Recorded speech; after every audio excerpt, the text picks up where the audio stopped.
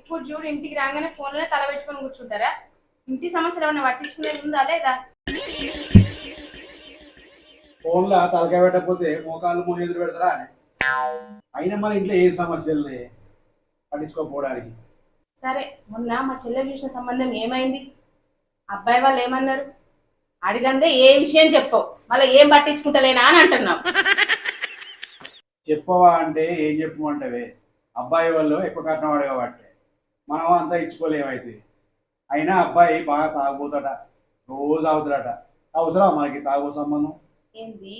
అబ్బాయికి తాగుడు అలవాటు ఉంటే ఆ సంబంధం వద్దనడానికి ఇది ఒక వంక కదా? అయినా నీకు లేదా తాగుడు అలవాటు? నువ్వు పెద్ద సంసారం అని చెప్తాను. మా చెల్లె పేరు మీద నా ఆస్తులు, దాని పెళ్లికి కట్నంగా ఇవ్వడానికి నీకేం అడ్డం వస్తా అని చెప్పు. అయినా నీ ఆస్తి ఏమైనా రాసిస్తానవా దానికి? ఎక్కువ కట్నం అడిగిదని ఎన్ని సంబంధాలను ఎత్తగొడతావు ఇట్లా?